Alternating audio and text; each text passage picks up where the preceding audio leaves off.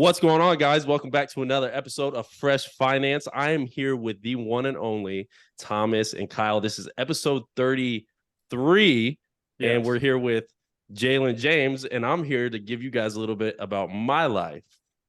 I love that. That's perfect. And you are the first guest to ever intro the episode, so I appreciate it. And for everybody watching and listening, this is Jaylin James, 3 million followers on TikTok, but is way much more behind Jaylin than just the TikTok fame. We're really excited to dive into his success on social media, influencing some of the experiences that he's had.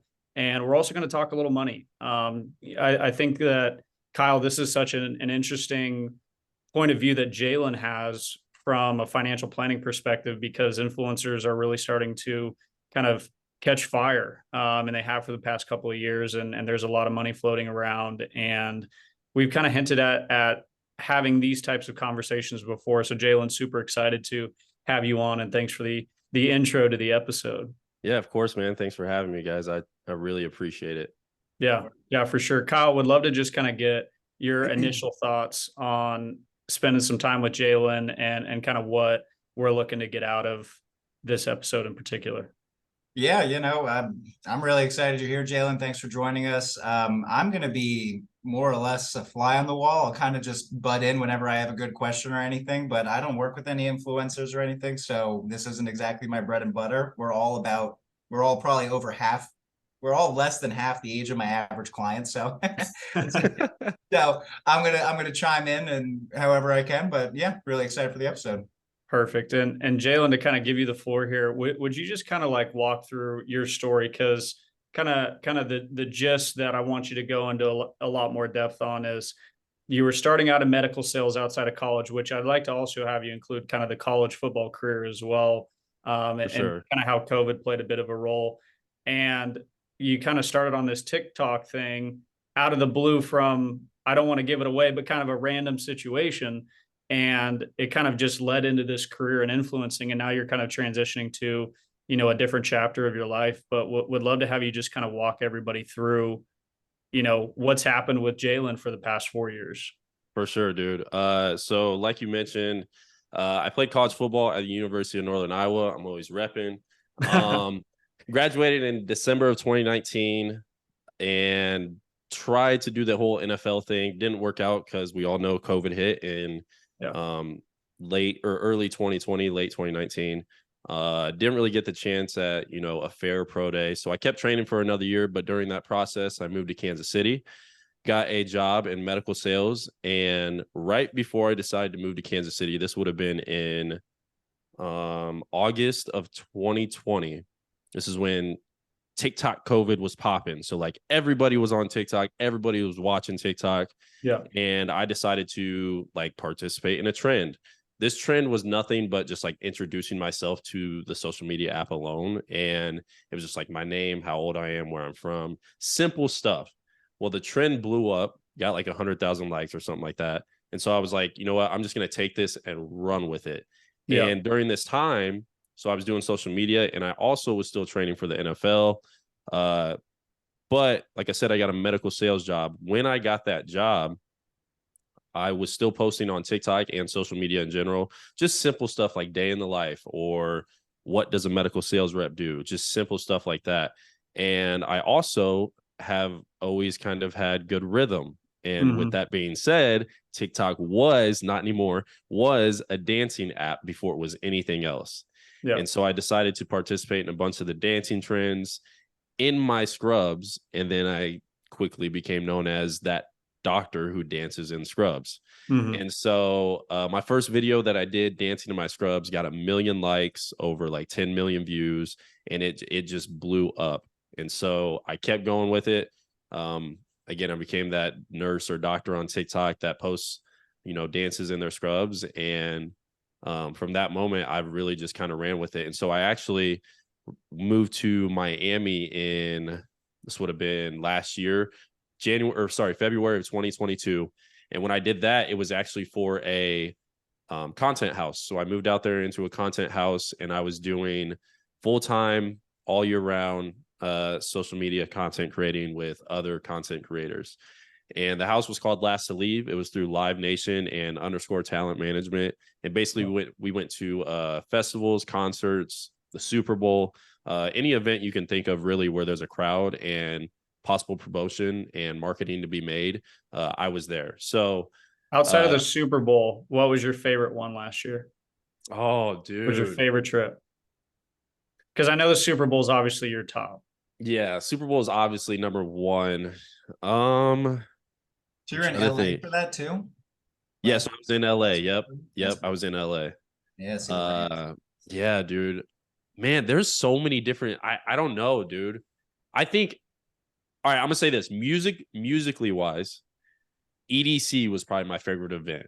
Yeah, and I don't even like EDM music, but that festival was just which EDC in Las Vegas or New York? Vegas. Yeah, I heard that. We took, bro. If you don't have, all right, so like if you go to EDC and you try and like drive through Vegas traffic, it's going to take you like 2 to 3 hours just to get to the speedway where they have, the festival. We had a helicopter. Yeah, I knew you were going to say that. That's awesome. We had a helicopter tour from the Vegas Strip to the festival. It was the craziest thing ever. But I would say probably that, musically wise, that was probably my favorite event. But other than that, dude, we did everything. I mean, jet skis, everything you can think of. You did Art Basel too, right? Yeah, I did Art Basel. Dude, everything that's in Miami, we did it. I promise you. Yeah. Unless it was drugs, I didn't do that. Why not? That's awesome, man. So you're in Miami. Keep going there. Yep. So I was in Miami. And then that contract was only for a year. So I came back to Kansas City in December of last year. So not long ago, about 6 months ago. And came back to Kansas City. Me and my girl got an apartment, and we don't sleep in the same bed, but we're in the same apartment. And life's great. So perfect. And you were kind of talking about, especially like the situation, kind of Dancing with the Scrubs and everything kind of blowing up. One of the things that I talk with athletes and entertainers a lot about is it's essentially the opposite of post-traumatic stress syndrome. It's post-traumatic growth syndrome. And that's when you get very famous very quickly.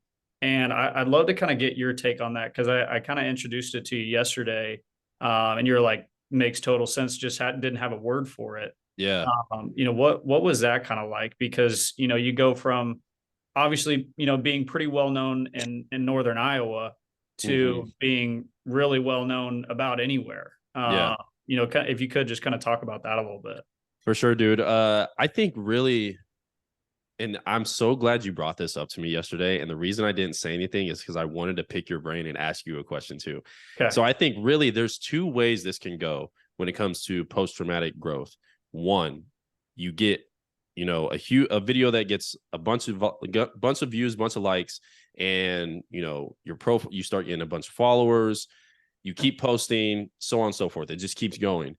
And either one, you become the asshole content creator that nobody wants to be around. Yeah. Or two, you remain humble and you allow the blessings and gifts that you've been given to continue to keep you humble. And I think personally, how I've dealt with it is I've just continued to put my faith on my foundation of Jesus. I would never take credit for the platform that I've received and been given. Yes, I've posted. Yes, I've done, multiple things to help me grow my platform. But excuse me, I think ultimately that's Jesus providing for me and God providing for me a blessing to have a platform where I can not only be myself, but spread the gospel as well. Yeah. And the answer for me is sadly, and it's not always true, but wealth and fame normally exaggerate the real you. And sometimes what I'll also see is it throws people into almost like a state of like paralysis. And you and I have spent some time with another person that I work with that runs a pretty successful podcast, kind of in the sports realm of things. And, for him, it was almost like he just got so anxious. And so, he was just paranoid and it was just like a tough thing for him to experience, because you know, the ascension to being known so well so quickly. Well, dude, It can sometimes drag you down. Yeah, it can really change. Here's what I like to think of it as. It can become very, very overwhelming. I know Yeah. social media alone is an overwhelming job at times, and people don't think so just because they're like, oh, all you do is, record and post videos. Okay. There's way more to it, I promise you. Yeah. But with that being said, I think, like you said, if somebody gets a large following really, really fast, or, attention starts to come to them, it's like all of a sudden their mind just changes, and it's like, okay, I've got all these eyes on me. I have to A, be perfect, or B, continue to do what I'm doing to make sure I'm making enough money. And like you said, money and wealth ultimately is going to make somebody turn into a person that they shouldn't be. I've Yeah. noticed, as if you can quantify something, it can be good or bad. So Yes. that works for money, that works for, in your case, followers, that works for trophies, that works for anything. We all want, in human nature, we all want more and more. But after a certain point, money can buy happiness up to a certain point, right? There's been all those studies where once you reach a certain point, like, it doesn't really give you the same amount of gratitude as it once did. So, you can very easily have someone go and they have this this attitude about them where they want to be better than everyone, but they can't quantify it. You give them the ability to quantify it. Oh, I have X followers, I have X in my bank account. And then it's a lot easier for the real you to come out if if you don't have a strong set of foundations like you do. Right. Yeah. For And, sure. and kind of on the money side, what was it crazy for you to kind of go up this scale from like that first brand deal, or that first payment you got from TikTok or wherever it may have come from, to kind of just see those things gradually increase, and then you kind of get to a point where you're like, damn, like I'm making some pretty good money doing something like that. Yeah, dude, it's actually really crazy to like look back at. And really I feel like I haven't really thought back to like the first moment that, I got that first paycheck. But I think one of the first times I realized like this was getting serious was when TikTok was paying people to use sounds, not TikTok specifically, but like Yeah. producers or artists were paying people to use sounds. Dude, I was getting like 5 sounds a week to use on TikTok, and they were paying me at that time $350 per video that I used a sound on. So I Yeah. was like, dude, I can, I was getting paid maybe like 4 to 5K a month off of my actual job, my medical sales job. And then I was like, dude, I could be making an extra, $4,000 a month just off of TikTok sounds.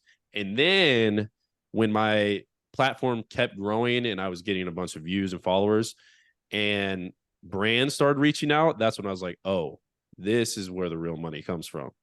Yeah. And I think really it was a moment for me to take a step back and be like, okay, I have a job, like, because I still had medical sales at the time. I have a job, but if this gets to the point where I can make a living off of this full time, I have to let medical sales go, because I was taking time away from my opportunity to do stuff with social media, and I could have been making more money doing social media than medical sales. Yeah. And you might enjoy social media more than when you were doing medical sales. Right.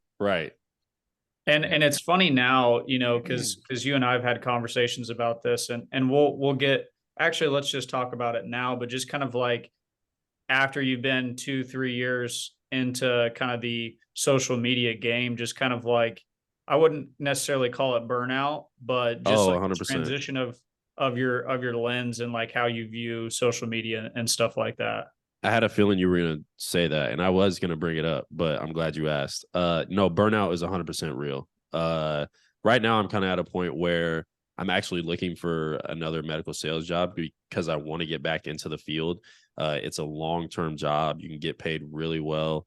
Yeah. I didn't leave medical sales because I was like, man, this job sucks, I'm not making any money. No, it was like, I have a better opportunity, I need to capitalize. And so right now I'm kind of at a point where it's like, social media has become way more of a job than a hobby. And last year that was fine. I was doing it full time. I had, brand deals. I had everything at my disposal to make sure that I could be successful in social media.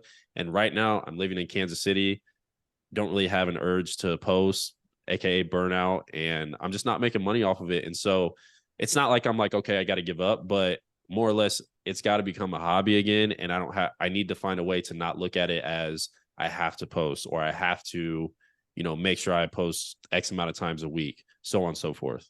Yeah. Well, And that's kind of almost like the devil in the details of brand deals. Cause I remember you had one in particular where you had to go fly somewhere and you had a certain number of posts with certain things that had to be going on within that post in order to, have the contract be valid. And, I think that sometimes that can create like some strain because it almost like goes against almost like what you're kind of trying to do.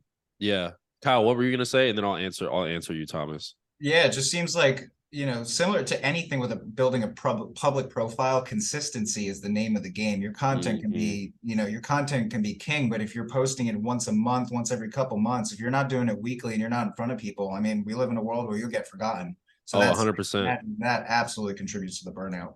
And that's the thing that's crazy about social media is everybody's always looking for something new. Everybody, all the time. Look at Keith Lee, for example, if you guys know who that is. He's the guy who does all the food stuff. Dude, It took him, he's been posting for over a year now, probably. And then one of his videos, all it took was one video. Everybody fell in love with him. And now he was on Good Morning America. There's restaurants all across the world having him come out to taste their food. Like, everybody's always looking for something new and what's next. And then, Thomas, to answer your question, that was when it became a job, and that's fine. It's a job. I'm getting paid for it. You have to work your butt off to do it. And I did, you know what I mean? I would go to like Coachella or festivals, and brands would be like, hey, you have to come by our activation stand, show face, capture all the content you need to, edit the video, send it over to us by the next day and have it posted. And so it's a full-time job. Like, you aren't just out there like, oh, I'm having so much fun. And like, it's a job. Like, a lot of it's fake.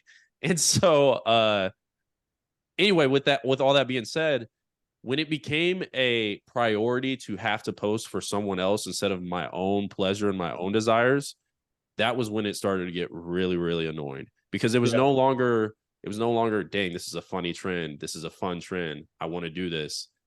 It now turned into, Celsius just told me I have to post. Okay, I guess I can use this trend for that instead of what I actually want to. Bud Light wants me to post. Okay, I guess I have to use another trend that I wanted to do, but I have to include them. So, and it's no longer about myself. It's about putting the brand in the spotlight.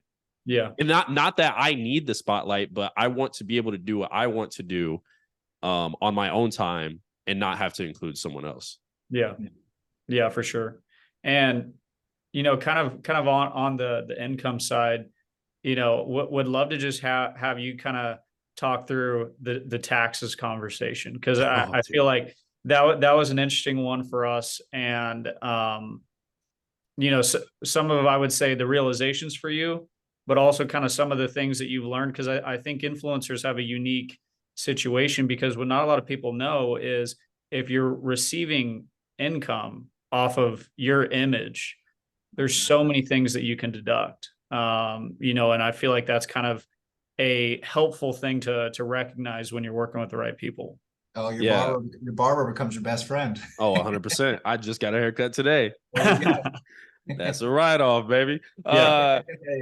No, dude, but in all seriousness, man, if there's any influencer or any self-employed person, entrepreneur sees this podcast or hears this podcast, get an LLC.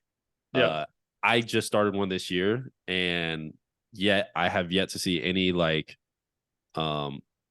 anything really helpful from it yet. But when taxes come, oh, bruh, lots of help from my LLC. And then also to this, I was very proud of myself for A, the money I made last year, and B, how much I owed in taxes. It was a lot of money, but it made me realize and know that I had worked so hard, that my income was so high that I had to be put in a certain tax bracket. And honestly, it was a moment of like feeling proud of like seeing all my hard work pay off. And even though I owed the government a bunch of money, I was like, dang, man, this is kind of cool. And then the last thing I would say is do your quarterly taxes, because if you don't, bruh, they're going to hit you at the end of the year. Thomas, you've done a good job. He already knows everything he needs to know. Yeah. Quarterly estimated LLC. I love it. Yeah, because Yeah. you don't want to pay penalties. That's just free money to the government. And Right. it's so crazy, man. The number of people that I've met with, and I just met with one 2 weeks ago. That's a Twitch streamer. Didn't know about quarterly estimated payments. Didn't know about the benefits of an LLC or an S corp. And it's just stuff that you aren't taught. And what I've found, and Jaylin, I'd love your take on this because you're on the inside on this. Is so many people will come at people like Jaylin that they just start to put up walls almost to their detriment. And why I say almost is because a lot of the people that are coming at them, they want to stay away from. But building out the right team and accepting help from people that know what they're talking about is so important.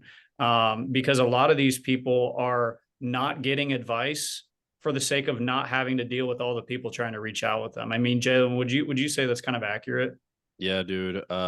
You got to be careful of like the people in this world that if you don't know them, if you don't know their values, it's very, very it's not a smart thing to do to just trust them. And the reason I say that though is because I've had people who only want me for their own outcome, their own positive outcome. For example, I'll even share this.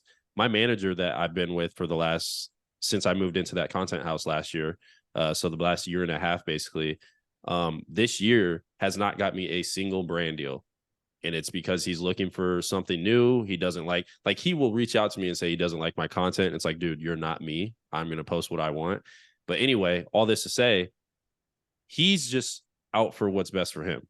And in this world, you have to realize there's people that will do that. And if you don't have the right people around you, if you're not surrounded by a good support group who only want the best interest for you and not themselves, you might find yourself in a pretty sticky situation. Yeah. And I think it's just even harder. It's even harder for you guys to build out the right team for you when you're in that position, because there's more eyes on you and more people are trying to get a hold of you. Everybody wants in. Everybody wants help. Everybody wants to help and everybody wants in. And people can be fake. Yeah. People can act like they're on your team, and all of a sudden, right when you're in your moment of need, they're gone. They're on to the next thing. Like potentially, I don't want to speak for your manager, but that's what happens, right? People, if you're looked at as a dollar sign, one thing that I always try and do, we as financial advisors run the same thing, right? Clients don't want to feel like they're a number to us. They want to feel like we have a genuine relationship. They can trust us. So you ask them about genuine things that matter in their life. How's your family? How the kids doing, the grandkids. So if you're looked at as a number, that's all you're ever going to be to someone. Yeah, for sure. Yeah. And before we moved on, I wanted to share a quick story because about the tax thing. Did you guys ever hear about the Shaq story when he got drafted? Yes. That's so funny you brought that up. I just seen that video the other day. I just saw that. So Shaq's really well known as one of the best businessmen athletes ever. It's worth over $250 million or something like that. So when he got drafted, and I'm gonna have the details wrong, but he got drafted, he got a $10 million signing bonus, goes out, spends $5 million in a day, gets this huge mansion out in Beverly Hills, gets all these crazy different things, cars, everything, comes back, realizes that $10 million is taxed. And more than he had in taxes. So you do it once, you learn it, and the earlier you learn something like that, the better you'll be for the rest of your life. Right. And I feel like I do a pretty decent job. Thomas, you can vouch for me if you want, but I feel like I do a pretty decent job of only spending when I need to, and just making sure that you don't put yourself in that situation. For example, I know in that same story with Shaq, so what happened was he got an all black on black Benz, came home in it, and his dad was like, well, where's mine? And so he went and bought his dad one. Yeah. Oh, I thought, I don't want to get that, but I thought he got challenged, oh, can you afford that, by the sales manager? That happened too. No, that happened too. Yeah. And so then he went home and his dad said, well, where's mine? He went and bought another. His mom said the same thing and he went and bought her one. And the reason I bring that up is because I know so one of my biggest goals is to help provide for my family, because they've been there for me my whole life. If it wasn't for my family, I wouldn't be in the position I'm in right now. So being able to provide and give back to them is one of my biggest goals in any way that I can. And last year for Christmas, I gave my parents X amount of money to help them pay off their debt. And me and Thomas were talking. We were like, dude, I could probably give more. I don't know what their debt is, but I can give more. And Thomas was just like, hey, man, I get it. You want to give more, but let's take this one step at a time, because there's always more money to be made. But there's also a lot of money to be lost. And so I was willing and able to give back to my parents, but hoping that these next couple of years I can continue to give back more. But just knowing that, like, you have to set like benchmarks and checkpoints to know that you're not doing too much to put yourself in a detrimental spot. How have you dealt with, typically what I've come across is when your income goes up, unless you're well practiced, your expenses are going to go up, right? I just got a nice, you just get a nice brand deal, I get to treat myself to some new golf clubs, something like that, right? So how have you dealt with that? You went from one salary to, you were working 2 jobs and you fully committed to the content creation, and I assume your income probably stepped up. How did you stay true to your values? Like you said, or was it really difficult to just not spend everything that came in? Because I remember once upon a time I was living paycheck to paycheck, and if I got extra money, I was probably spending it on something I wanted because I wasn't well disciplined.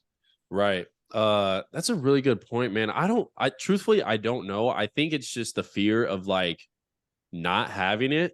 And not that that's like a huge deal to me, but I feel like the more comfortable I can be financially, the more comfortable I can be in life. And so, sure, some new golf clubs actually do sound really nice. Thomas, we just talked about that.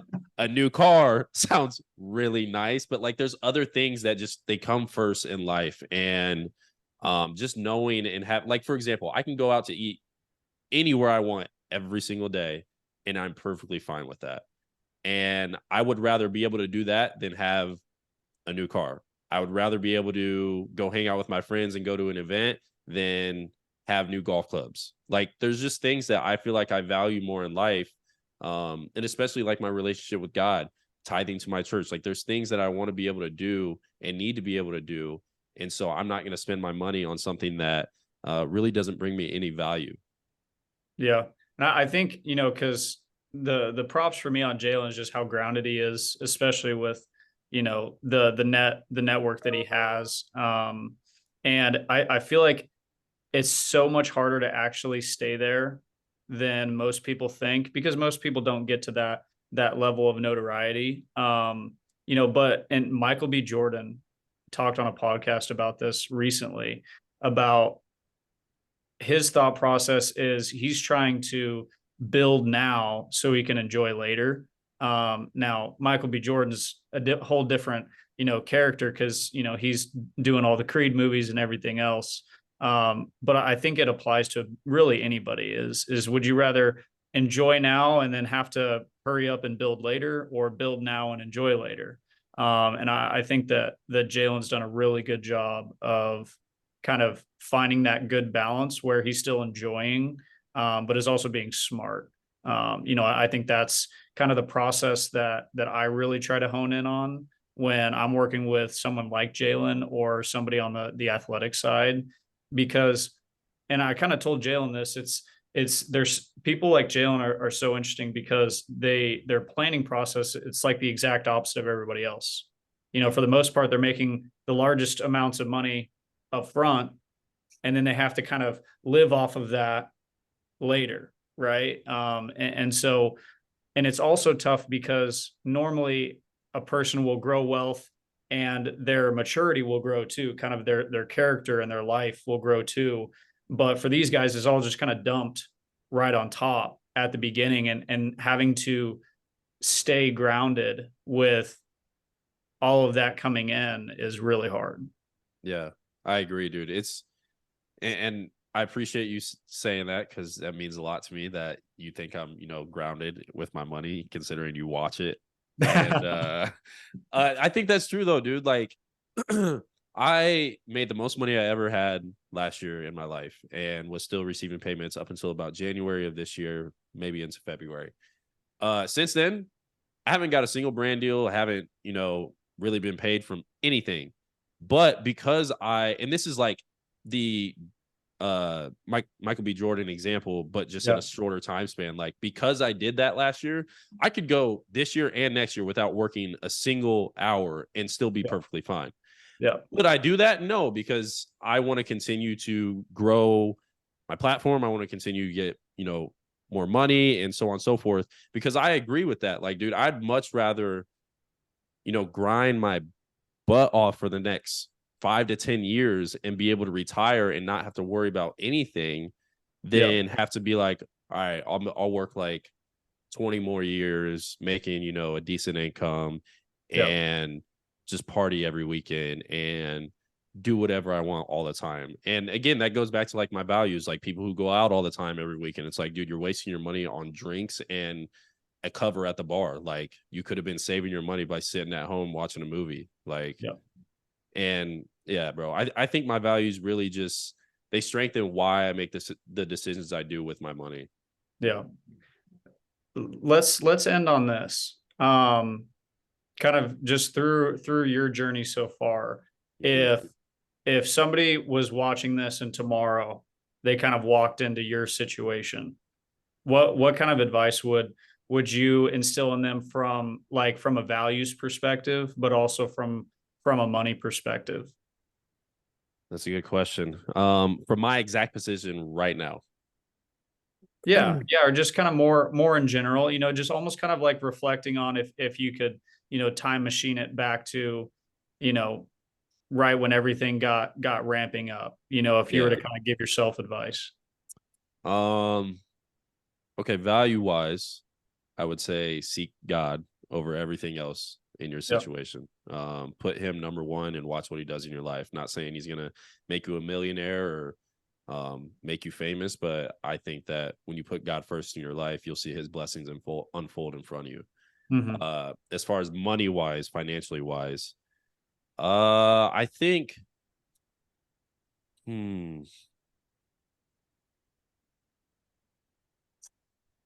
I don't know, dude. That's tough. I think, okay, if you were going to be a content creator, I think the number one thing that you should do is probably set up an LLC. I really do, because there's benefits to LLCs that completely change how you have to pay your taxes and how much you owe just because you become a owner of a company.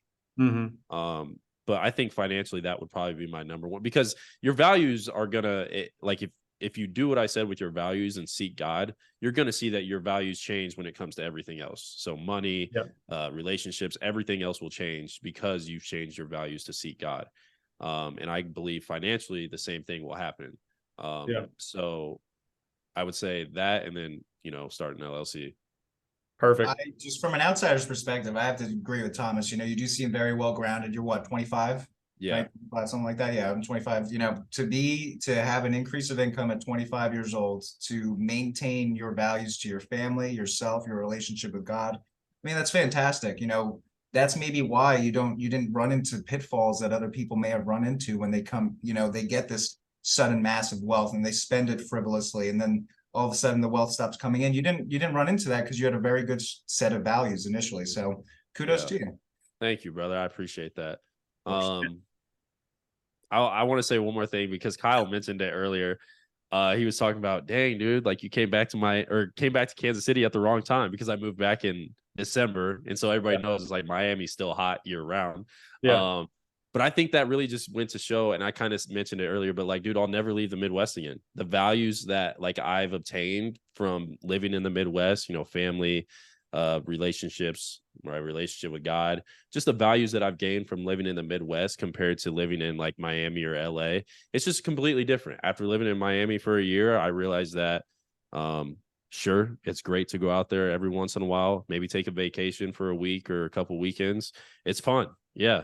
But if you consistently and continuously live your life around the values that the people have in Miami, as opposed to the values that people have in the Midwest, sure, you're going to find a lot of people that are the same, but like, it's just a different lifestyle. It's completely different.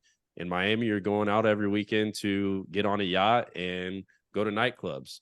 In the Midwest, I don't farm, but most people are farming and going to church with their family. Like, it's just, it's a completely different lifestyle. And if you're continuously putting yourself in the lifestyle of someone who isn't setting themselves up financially or value basely, you're probably going to put yourself in a pretty bad position. Yeah. Well, hey, Jaylin, we appreciate your time and the insight that you provided. I thought this was a bunch of fun, and just still super excited to watch you grow. And, hopefully we can continue to kind of catch fire on some new ideas and new opportunities for you. For sure, dude. I appreciate you guys so much. Yes. Truly. That's a good Perfect. time. Thank you, everybody.